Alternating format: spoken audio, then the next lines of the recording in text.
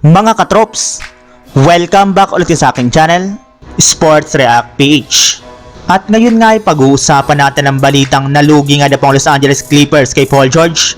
Pag-uusapan na rin nga natin dito sa ating panibagong video, ang lumabas na 3-team trade para makuha ng Los Angeles Lakers si DeMar DeRozan.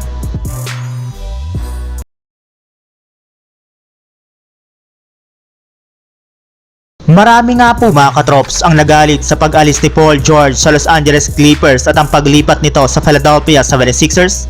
Gayong dahil nga po dito ay malinaw na nga po ngayon na isang malaking pagkakamali ang pagkuha nila sa kanya noon mula sa OKC Thunder sa pamamagitan ng isang trade, kung saan isinakripisyo lang naman nga po nila dito sina Shai Gilgeous-Alexander, Danilo Gallinari at 7 first round draft pick. Sa katunayan, bukod nga po sa hindi man lang naipaabot ni Paul George ang Clippers sa NBA Finals at hindi sila nakakuha ng kampeonato, ay wala man lang nga po silang nakuhang kapalit matapos ang kanyang pag-alis sa kanilang team sa free agency. Yes, hindi nga po dito naging ready ang front office ng Clippers.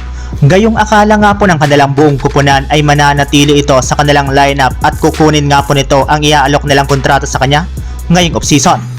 Kaya upang makabawi nga po sila sa kanilang pagkakalugi kay Paul George, ay kumukuha na lamang nga po sila ngayon ng mga magagaling na bagong free agent role players ngayong offseason, kagaya na lamang nila Mo Bamba, Chris Dunn, ang kanilang dating player na si Nicolas Batum, Derek Jones Jr., Russell Westbrook, Kevin Porter Jr., at si James Harden na parehong pumirma ng kontrata sa kanilang kupunan sa unang 2 araw ng free agency.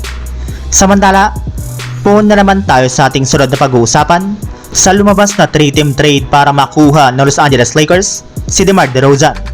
Ayon nga po mga katrops sa kalalabas pa lang na balita ng NBA insider na si Brian Windhorst, lalo na nga po ngayong kunin ng Los Angeles Lakers ang matagal na nga po nilang target na si DeMar DeRozan. Sa katunayan, nakikipag-usap na nga po ngayon ang kanilang front office sa paunguna ni Rob Pelinka sa Chicago Bulls sa pamamagitan ng isang 3-team blockbuster trade scenario, kasama na dito ang kupunan ng Brooklyn Nets.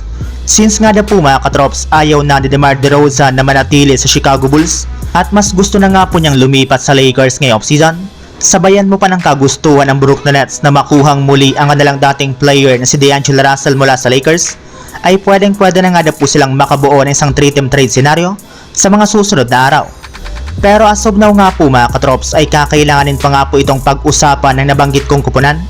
Gayong posible nga po na meron pa sila ditong ilagay ng mga future draft pick upang matuloy lamang ang ganitong klaseng trade ngayong offseason.